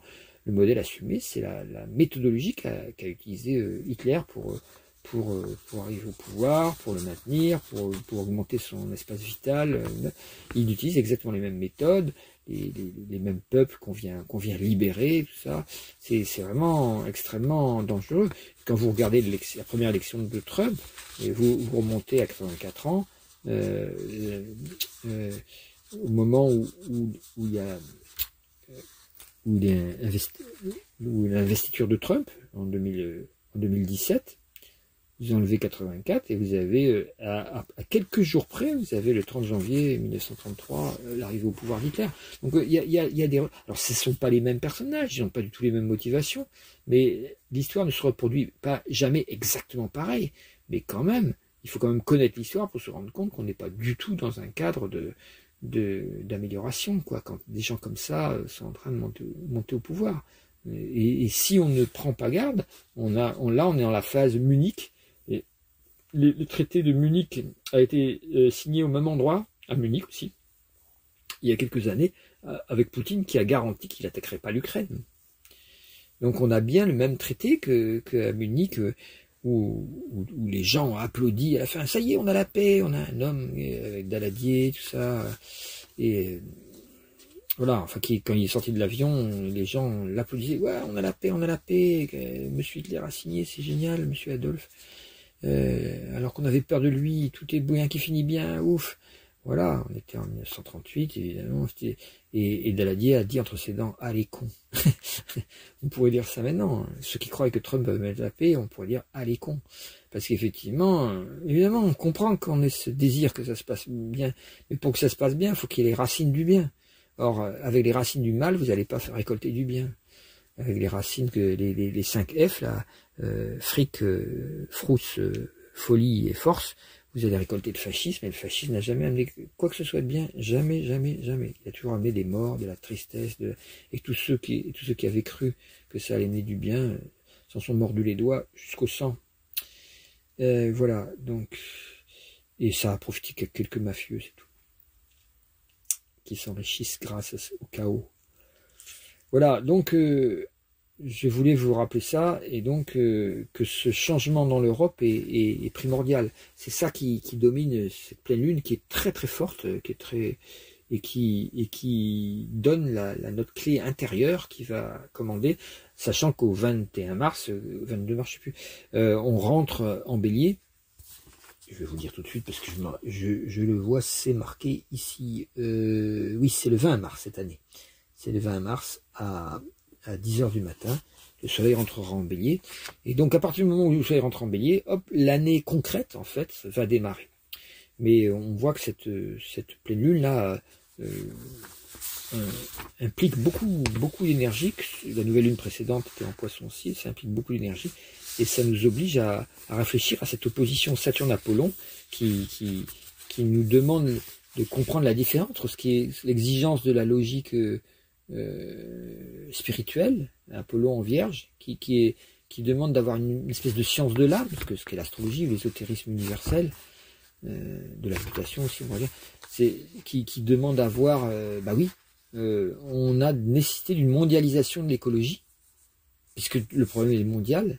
Et cette mondialisation ne peut pas passer par la mondialisation actuelle, qui est une mondialisation capitaliste, qui va vers le fascisme, c'est-à-dire le techno-féodalisme, puisqu'au contraire, ça crée une division de tous les peuples, la guerre de tous contre tous, nation contre nation et individu contre individu.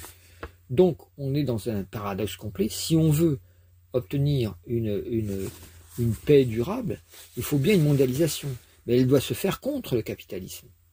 Or, dès qu'on dit ça, les gens pensent communisme. Et évidemment, on est sur un vieux... Or non, le nouveau paradigme, c'est pas du tout communiste contre capitalisme, c'est techno-féodalisme.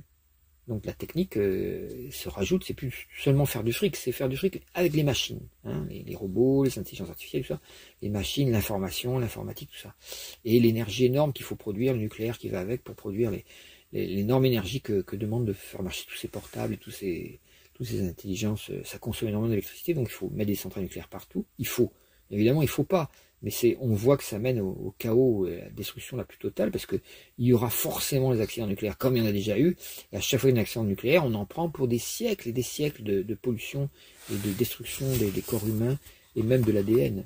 Donc c'est vraiment, c'est la destruction de notre support même de vie qui est la planète Terre. Et donc, on en est là. Et donc l'autre, si on suit pas cette voie-là, en face de là, on a une espèce l'économie, on peut appeler ça, c'est-à-dire le recentrage sur l'écologie, plus un socialisme citoyen qui soit comme celui d'Allende, qui a été renversé par les boys de Chicago, les disciples de Milton Friedman, qui ont organisé le putsch pour renverser Allende, qui était vraiment un peu le Mitterrand du Chili, quoi, mais en plus social que Mitterrand encore, hein, plus Mitterrand, il venait un peu, il avait crapoté un peu avec Vichy avant de devenir résistant, puis donc au fond de lui-même, il est, même par rapport à l'Algérie, tout ça, il n'avait pas été forcément du bon côté tout de suite, hein, il n'avait pas, voilà. Mais alors qu'Allende, c'était vraiment quelqu'un qui était pour le peuple en profondeur, et qui a été donc assassiné par les putschistes de Pinochet, qui était une organisation faite par la CIA et par les élèves, on va dire, les disciples, on pourrait dire, du faux gourou qui est Milton Friedman, le faux gourou qui a prospéré partout dans le monde entier au niveau du capitalisme. Donc ce capitalisme-là, c'est celui qu'il faut vaincre. C'est-à-dire, il aboutit au techno-féodalisme de Musk et de Trump, et de Peter Thiel et de Zuckerberg et tout ça, qui ont modifié profondément la manière de penser des gens, qui en ont fait des espèces d'esclaves de leurs écrans, des tétines de verre, j'appelle ça, moi. C'est des gens qui sont accrochés à lécher particulièrement la tétine de verre, à scroller, comme avec la langue, sur une tétine de verre, parce qu'ils peuvent pas s'arrêter, hein. C'est comme quand on tète une tétine, on peut pas s'arrêter. C'est bon. Donc c'est comme une régression infantile, on peut pas lâcher le truc, on est accro. Et ces écrans-là sont des espèces on va fournir à travers ces écrans, à travers les informations qu'on donne aux écrans, dans les algorithmes, on va fournir toutes les datas dont ont besoin ces espèces d'ogres qui vont nous manipuler de plus en plus profondément, plus on leur donne des informations, plus on utilise notre portable. En face de ça, on a un éco-socialisme relocalisé. Il faut bien comprendre que le communisme a été expérimenté, mais l'écologie n'a jamais été expérimentée dans aucun pays, au niveau politique. C'est ce que les gens ne savent pas. Les gens croient qu'il a été expérimenté pendant Mitterrand parce qu'il y avait une ministre d'écologie. Mais non, à partir du moment où vous avez une ministre d'écologie, mais que l'écologie n'est pas au pouvoir, mais c'est un autre système qu'au pouvoir, comme le système socialiste étatique, l'écologie est anti-État normalement. Elle est libertaire, et non pas libertarienne, c'est l'inverse. Libertaire, c'est-à-dire qu'en fait, elle organise les choses au niveau local. Donc il y a perte, il y a diminution des pouvoirs horizontaux pour augmenter, des pouvoirs verticaux, pardon, pyramidaux, pour augmenter les systèmes de réseau. Dans l'Internet, il y a un peu, au début qui était libertaire, il y a un peu cette idée de l'écologie. L'écologie, c'est pas forcément mettre des pelouses autour des centrales nucléaires, hein, des espaces verts. Ça n'a rien à voir avec l'environnementalisme auquel on nous a conditionné à croire qu'était l'écologie. L'écologie, c'est une manière de fonctionner où small is beautiful, c'est-à-dire on réinjecte du lien économique au niveau du local, du petit. Et alors, c'est récupéré actuellement par l'extrême droite, mais ça n'a rien avec l'extrême droite, parce que on réinjecte pas du local pour dire machin, territoire, nationalisme, vive les fromages français. Non, on réinjecte dans le local la vision du global. C'est-à-dire qu'on va voir s'il faut une autodiscipline pour ne plus consommer tel ou tel truc parce que ça détruit la planète, on va introduire au niveau local des remplacements de ce qu'on croyait avoir besoin. Et c'est ce qui fait que les transports vont être diminués, les échanges mondiaux vont être diminués, mais par contre, on va augmenter au niveau spirituel et intellectuel les échanges mondiaux.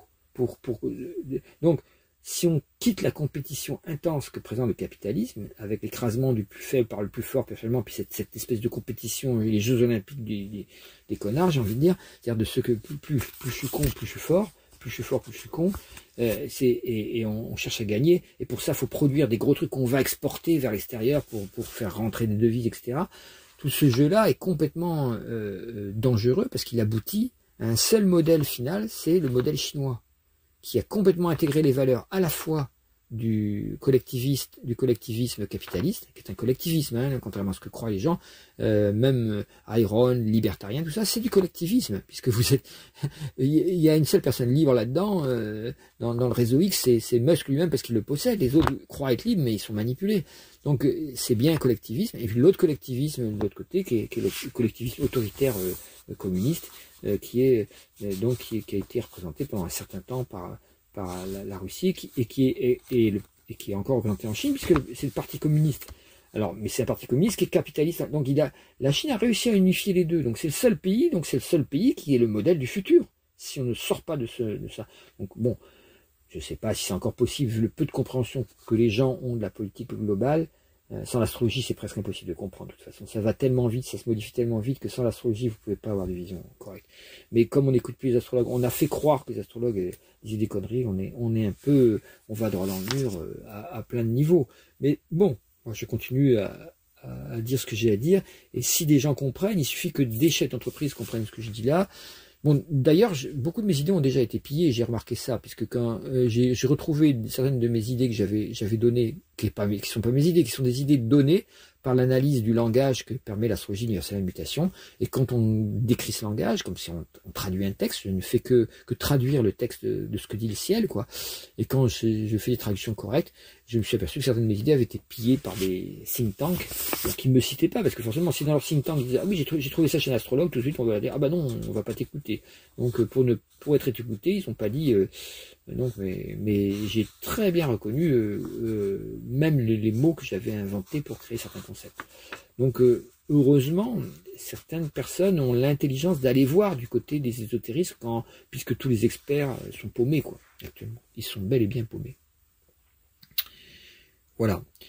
J'en ai terminé avec ça. Je vais faire un autre petit enregistrement que vous pourrez lire à part, qui contiendra les différents rendez-vous de l'année, qui vous montrera l'année 2025, quelle est-elle. Donc bonne pratique de méditation, surtout pendant le temps qu'on est dans le poisson. Et puis je vous expliquais que Neptune va passer en bélier, donc bonne méditation, tant que Neptune en Poisson, sur le dernier degré, profitez-en pour beaucoup méditer. Il n'y a que ça qui peut vous permettre d'accéder à ces compréhensions que j'essaye de montrer, et qui sont l'étape manquante en fait pour aller vers une spiritualité plus intégrée avec le monde, qui cherche le soi, mais qui en même temps ne rejette pas le monde, puisque de toute façon on est dedans aussi. Voilà, merci de votre attention et j'espère que vous m'avez bien compris. N'hésitez pas à mettre des petits pouces quand vous pouvez les mettre, et quand vous ne pouvez pas les mettre, pour des raisons bizarres, à ce moment-là, essayez de partager, quand vous ne pouvez pas mettre un pouce, essayez de partager à au moins 5-6 personnes, pour qu'il y ait au moins l'une d'elles qui mette un pouce, et comme ça augmentera. Voilà, à bientôt, à la prochaine fois, à la prochaine nouvelle lune, qui aura lieu donc fin mars, le 29 mars à midi, et qui sera lié à Bacchus, le fameux l'arcane, le diable, le 15 en tarot. Et donc, quel est l'arrangement qui va être trouvé à ce moment-là? On en parlera la prochaine fois. Bonne méditation en tout cas, et priez pour l'Ukraine, priez pour les Palestiniens, priez pour tous ceux qui sont écrasés par des forces fascistes, qu'elles soient israéliennes ou russes ou américaines. Et comprenez qu'il faut changer complètement vos manières de penser dans le monde actuel. Il est complètement en train de muter justement. Merci de votre écoute. Au revoir.